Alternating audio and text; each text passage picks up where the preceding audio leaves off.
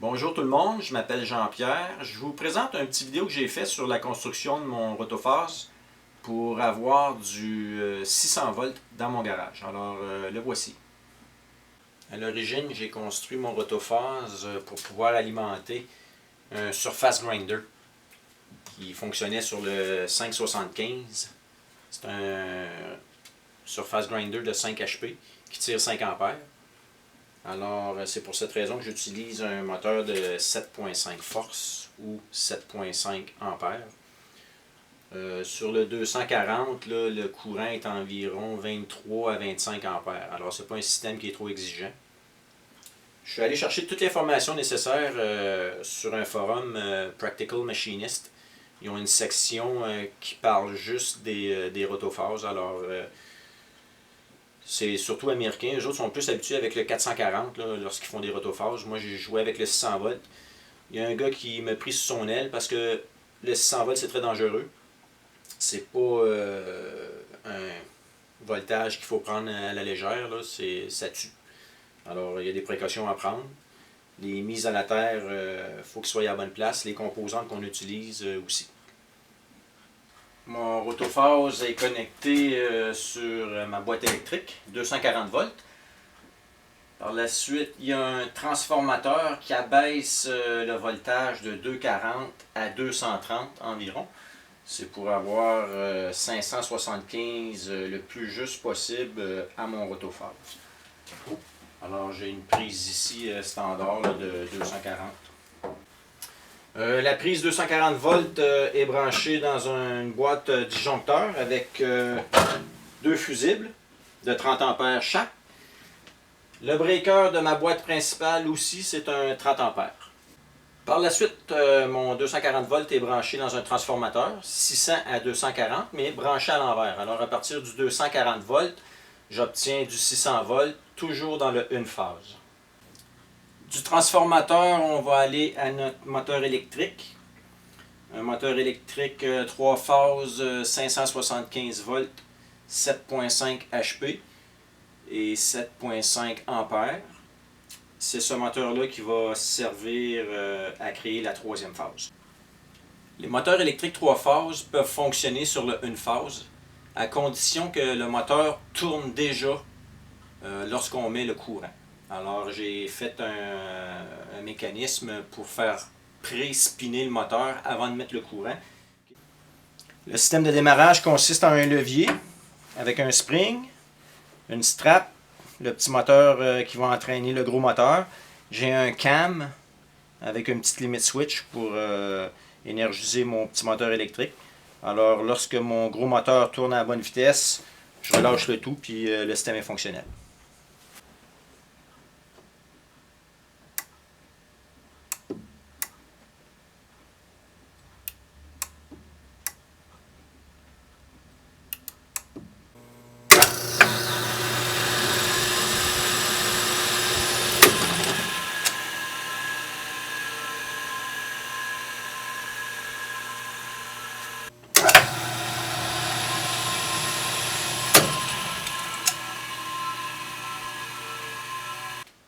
J'ai trois lumières. La première lumière m'indique lorsque le main power est à on. Alors lorsque je mets mon disjoncteur à on, ça alimente du 240 à mon système, à mon rotophase.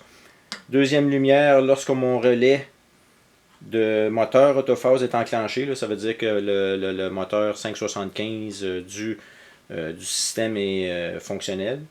Et puis lorsque j'ai du 575 volts disponible sur les trois phases. Ça, c'est vérifié après que le ICM 450 a vérifié que les trois phases étaient égales en voltage.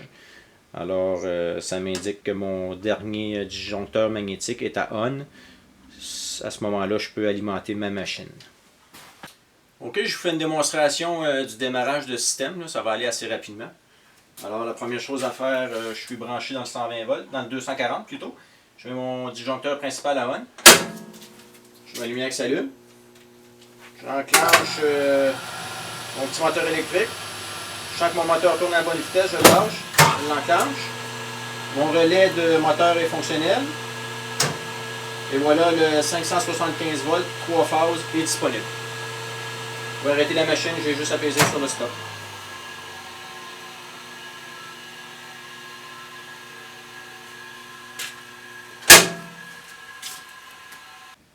Voici la prise de sortie du rotophase, 575 volts, 3 phases.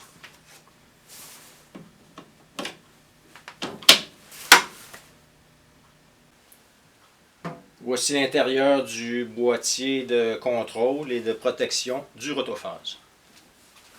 Je vous explique l'intérieur du cabinet. La première chose à vérifier, c'est qu'on ne soit pas connecté sur le 240 volts, là, parce qu'on a du 600 volts ici. On ne veut pas travailler avec des dispositifs alimentés, c'est dangereux. 600 volts, c'est très dangereux. Alors, qu'est-ce que j'ai ici? J'ai mes fils électriques qui arrivent de l'intérieur du transformateur en 575 volts. Un bloc de distribution. 3 fusibles de 15 ampères pour venir protéger mon moteur de rotophase. 3 autres fuses ici pour venir protéger mon dispositif ICM 450. Ça, c'est un dispositif qui vérifie que les 3 phases soient égales en voltage. Alors, c'est moi qui le programme. Je ne me rappelle plus des chiffres que j'ai mis, mais on va dire 575 volts, plus ou moins 10. Alors, si le voltage de chacune des phases dépasse ce voltage, le dispositif va enclencher le main breaker, le contacteur magnétique, qui va couper le voltage partout. Alors, j'ai 2 disjoncteurs magnétiques. Le dernier ici qui est juste avant ma machine que je veux utiliser en 3 phases. Celui-là ici qui est juste avant mon moteur autophase.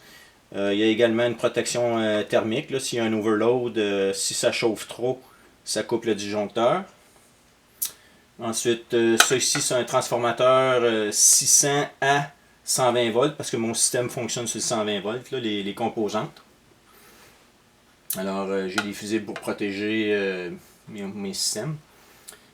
Des capaciteurs qui sont branchés sur le 575 volts pour venir redresser le voltage parce que quand on fait une demande de load sur le rotophase, il va y avoir un genre de shift entre les phases, les voltages seront plus égaux. Fait qu'on essaye de ramener le plus possible à 575 volts chacune des phases avec des capaciteurs.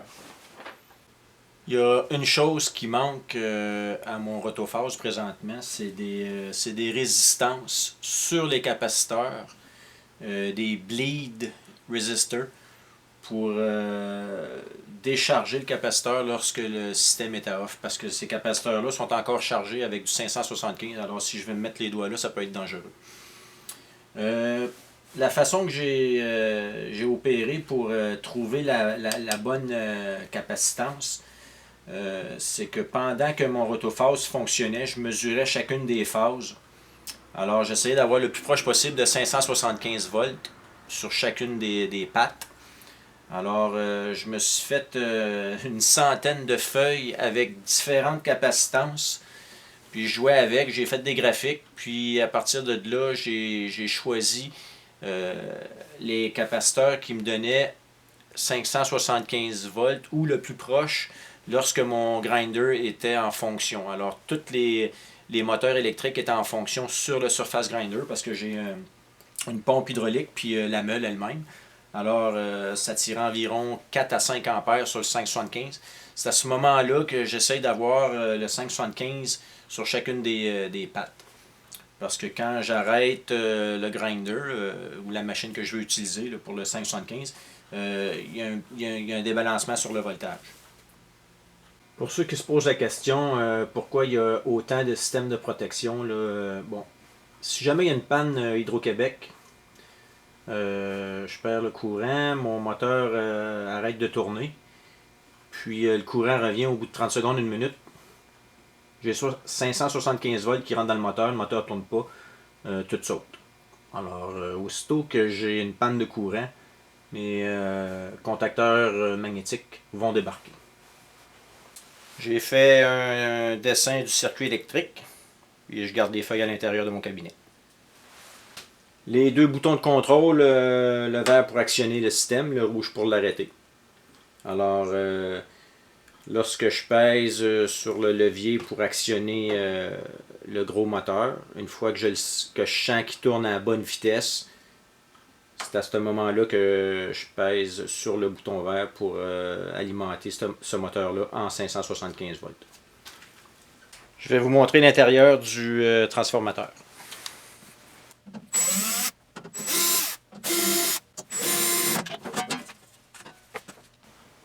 Toujours vérifier qu'on ne soit pas connecté avant d'aller jouer à l'intérieur, parce que le 600 volts, c'est très dangereux. Je vous l'étudie. Alors, c'est un transformateur de 6 kVA avec deux bobines. Transforme les deux hot legs 240 à 600 volts. Je l'ai fine-tuné avec mon petit transformateur d'entrée pour avoir 575. Tout le système est mis à la terre pour la sécurité, évidemment. Merci tout le monde pour l'écoute. Alors, si vous avez des commentaires, des questions, n'hésitez pas. Merci.